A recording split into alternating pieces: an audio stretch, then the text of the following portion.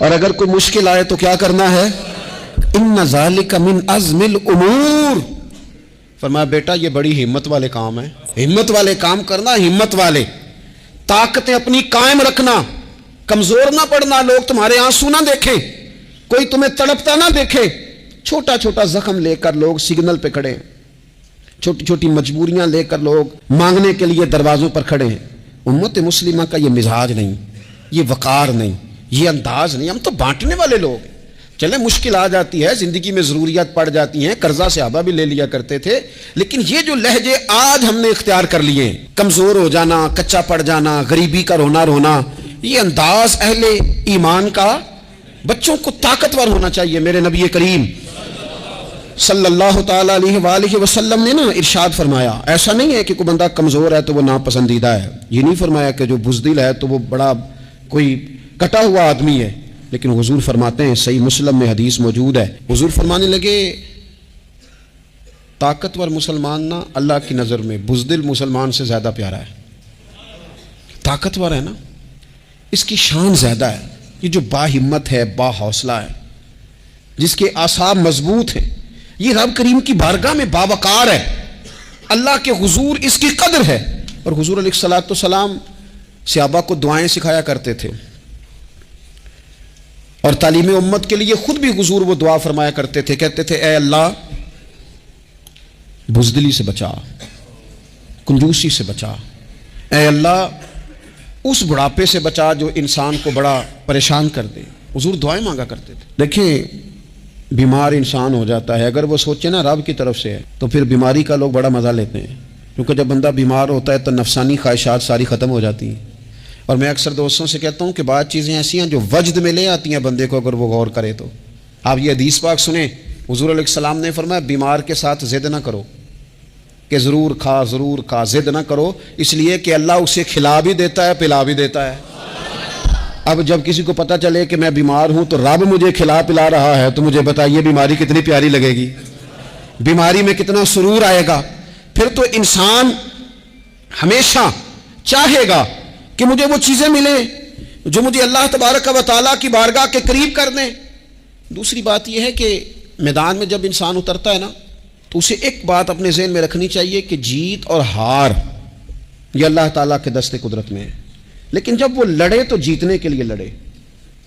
ہمارے ہاں نا بہت سارے لوگ لڑنے سے پہلے ہی ہارے ہوئے ہوتے ہیں، میدان میں نکلنے سے پہلے ہی وہ کمزور باتیں کر رہے ہوتے ہیں. ابھی سفر شروع نہیں ہوتا وہ کہہ دیتے ہیں نہیں جناب آپ کی بات تو ٹھیک ہے پر کیسے ہوگا، کیوں کر ہوگا، لوگ تو آج کل چلتے ہی نہیں، بڑے مسئلے خراب ہیں.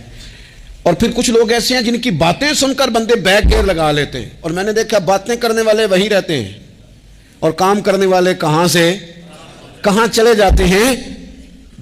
یہ یقینی نہیں کہ جیتیں گے، لیکن جب میدان میں اترے نا تو پھر ہمیشہ جیتنے کے لیے اتریں. کوشش کریں کہ میں نے اس انداز میں نکلنا ہے کہ میں نے نہ جیتنا ہے.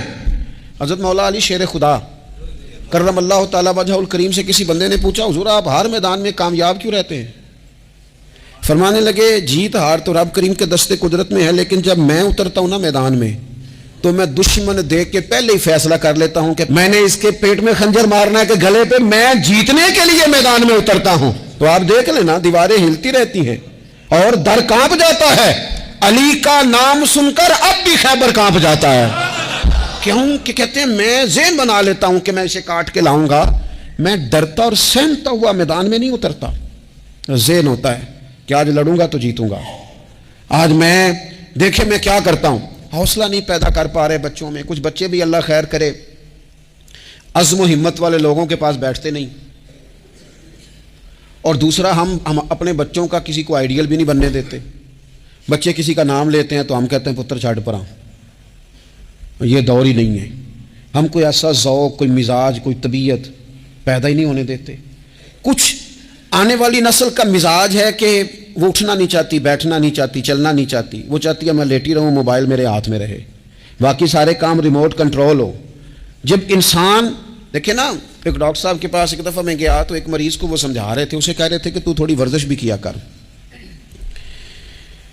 تھوڑی ورزش بھی کیا کر. اور ساتھ انہوں نے بڑی اچھی بات کی، کہنے لگے اللہ تعالیٰ نے نا جسم میں جوڑ بنائے ہیں. یہ گھٹنے ہیں، یہ کونیاں ہیں، اللہ نے جوڑ بنائے ہیں، اسی لیے تو بنائے تھے کہ تھوڑی ان کو حرکت بھی دی جائے، لیکن اگر آپ ان جوڑوں کو حرکت ہی نہیں دیں گے تو یہ تو زانگا لود ہو جائیں گے۔ تو کام زندگی میں عزم کے ساتھ، ہمت کے ساتھ، اور سب سے بڑی مضبوطی یہ ہے کہ آپ یہاں سے مضبوط ہوں، آپ اعصابی طور پر مضبوط ہوں۔ یہ جو کمزوری ہے نا، ذہنی کمزوری، میں نہیں پسند کرتا کہ مطلب خواتین بچوں کو اس لیے ڈرائیں کہ بیٹا او ہو بلی آ گئی ہے۔ وہ بلی کیا ہوتی ہے جی؟ لیکن جو خواتین حج بھی بچوں کو بلی سے ڈرائیں گی، اچھا اس کو ڈرا بلی سے رہی ہوتی ہیں اور ساتھ کہہ رہی ہوتی ہیں ماما کا شیر، جی آپ کا شیر بلی سے ڈرتا ہے، یہ اماں کا شیر بلی سے ڈر رہا ہے، آپ نے اس سے بلی سے ڈرا دیا اور نام شیر رکھ دیا ہے۔ یہ کیسا شیر ہے کہ جو بلی آتی ہے تو بھاگ جاتا ہے؟ یہ ماحول مطلب متضاد ہے۔ یہ کاکروچ دیکھ کر چیخیں مارنا نا، یہ برگر فیملی ہونے کی علامت ہے۔ چھپکلی دیکھ کر نا چیخیں مارنا، یہ امیر گھروں کی علامت ہے، پڑھے لکھے لوگوں کی علامت۔ یہ کیا مذاق ہے؟ جو قوم چھپکلی سے ڈرتی ہے، کاکروچ سے ڈرتی ہے، اور جو لوگ کہتے ہیں ہو یہ جناب یہ تو اندر میرے وہ آ گیا ٹوکا تو یہ کھا جائے گا، تو یہ قوم انقلاب برپا کرے گی، یہ میدانوں میں نکلے گی۔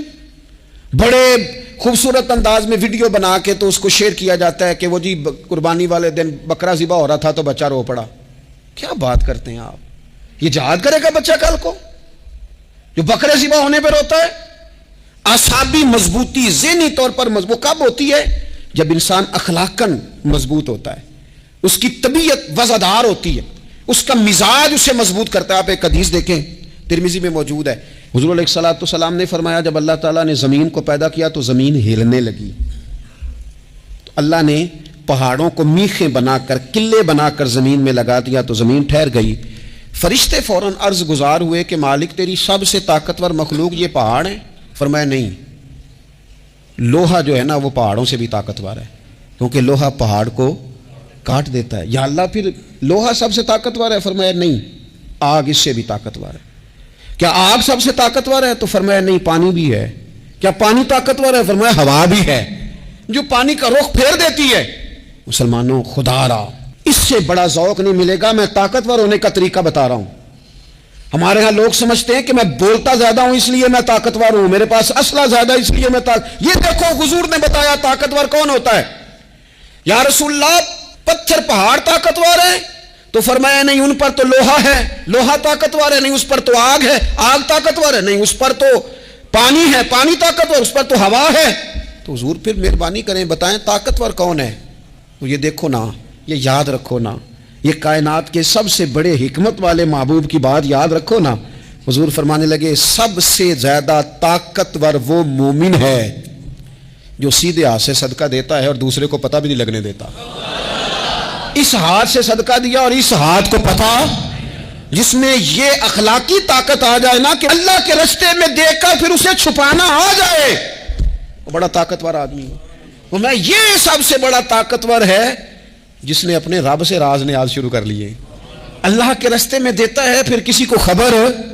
یہ کون سی طاقت ہے؟ یہ روحانی طاقت ہے، یہ اخلاقی طاقت ہے، یہ کردار کی طاقت، یہ سوچوں کی طاقت ہے، یہ آپ کے مزاج کے بلند ہونے کی طاقت ہے۔ لیکن اگر مسجد میں ٹائلیں لگوا کر بھی ایک ٹائل پہ نام لکھوا لیا ہے، اگر کہیں تعاون کر کے بھی کہا میرا ذکر کرو، کوئی خدمت کر کے کہا میرا نام لو، پھر آپ کمزور ہیں، پھر آپ طاقتور نہیں ہیں، پھر آپ نے بزدلوں جیسا کام کیا، پھر آپ نے وہ رنگ اختیار کیا ہے جو شاید آپ کو ذہنی طور پر بڑی کوفت میں مبتلا کر دے۔ تو اعصابی طاقت، اعصابی قوت، آپ دیکھیں حضرت صدیق اکبر رضی اللہ تعالیٰ عنہ، حضور نے تربیت کی تھی نا۔ میں ذمہ داری سے کہتا ہوں کہ تعصب کی اینک نہ کسی نے پہنی ہو، ورنہ کائنات میں عشق کی داستان ختم ہو جاتی ہے جناب صدیق اکبر پر۔ جو پیار انہوں نے مدینے والے محبوب سے کیا ہے کوئی کر ہی نہیں سکتا۔ اور ہر وقت کی جدائی، ہر وقت کی، یعنی بیٹھے بیٹھے نا حضور کے وصال کے بعد بیٹھے بیٹھے حضرت صدیق اکبر اٹھ کے نا تو ایک رستے پہ چلنا شروع ہو گئے۔ کسی نے پوچھا ابو بکر کہاں جا رہے ہو؟ کہنے لگے یار ایک دن نا محبوب 2-3 دن کے لیے کہیں گئے تھے، اس رستے واپس آئے تھے، جنہاں دے دل پر جانی وچھڑن کون روے پھر تھوڑا، یہ سب روگاں دا روگ محمد جس دا نام وچھوڑا۔ پریشان ہوں تو دل کر رہا ہے پتہ نہیں یہاں سے آ نہ جائیں، اتنا زیادہ محبوب کی غلامی اور نبی پاک کی محبت کا ذوق، لیکن اعصابی طور پر مضبوط کتنے تھے؟ حضور کے وصال کے بعد جس بندے نے اپنے پروں کے نیچے پوری امت کو سنبھال لیا ہے نا، اس کا نام بھی ابو بکر صدیق ہی ہے۔ ایسے ایسے سنبھال لیا، سنبھال، دکھ سب سے زیادہ لیکن سنبھالا۔ کوئی زکوٰۃ کا منکر پیدا ہو رہا ہے، کوئی ختم نبوت پہ حملہ کر رہا ہے، کوئی کچھ ہو رہا ہے، کوئی کچھ ہو رہا ہے، ابو بکر صدیق نے فرمایا سارے لشکر روانہ کرو، جہاں جہاں حضور نے فرمایا تھا جہاد کرو۔ فرمایا جو ایک رسی بھی زکوٰۃ کی نہیں دے گا وصول کریں گے۔ لوگوں نے کہا حضور حالات بڑے اور طرح کے ہیں، کیسے کام چلے گا؟ حضرت عمر جیسے دلیر بندے بھی کہنے لگے جناب یہ نظام کیسے چلے گا؟ تو ابو بکر صدیق فرمانے لگے عمر تجھے تیری ماں روئے، تو بڑے مضبوط مزاج کا تھا، یہ مجھے کیا پیغام دے رہا ہے؟ فرمایا عمر یاد رکھ اگر میں مدینہ منورہ میں اکیلا بھی رہ گیا اور جنگل کے درندے میرا آ کے گوشت بھی نوچ کے لے گئے تو پھر بھی میں ان اصولوں پر کھڑا رہوں گا جن اصولوں پر مدینے والے رسول نے مجھے کھڑا کیا ہے۔ ذرا گنجائش نہیں، ہم یہاں سے مضبوط لوگ ہیں، یہاں سے ذہنی بلندی، ذہنی پختگی، یہ حسن ہے زندگی کا۔ یہ کیا بات ہوئی؟ پرسوں فیصلہ کوئی اور تھا، سویرے پروگرام کوئی اور بن گیا، کل فلانے کا مرید تھا، آج مجھے فیض نہیں ملا ادھر جا رہا ہوں، پرسوں فلانے کو استاد بنا بیٹھا تھا، آج میرا پروگرام بدل گیا ہے، کل میری سوچیں اور تھیں، آج میری سوچیں اور ہیں۔ جو قوم ساری زندگی تعین ہی نہ کرے وہ کام کیسے کرے گی؟ جو رستے کا آغاز ہی نہ کرے وہ منزل پر کیسے پہنچے گی؟ تو کمزور باتوں سے نکلیں، بزدلانہ سوچوں سے باہر آئیں، طے کریں زندگی میں یہ کچھ ہم نے کرنا ہے۔ میں نے کہا ہے نکلے میدان میں جیتنے کے لیے، پھر رب کی مرضی ہے، پھر اللہ کی مرضی ہے۔ ساری زندگی صحابہ پر قرض رہا، قرضے بھی رہے، خدمتیں بھی ہوتی رہی، جہاد بھی ہوتے رہے، ڈیوٹیاں بھی ہوتی رہیں، سارے کام ہی ہوتے رہے۔ ہمارا یہ مزاج ہے ایک دو کھا گیا ہے ساری خوشیاں ہی گئیں، بس سارا کچھ ختم کر بیٹھتے ہیں۔ تو تھوڑی سی نا مضبوط دیکھیں۔ اچھا یہ حضرت ابو بکر کا حال ہے تو جناب عمر کی کیفیت کیا ہے؟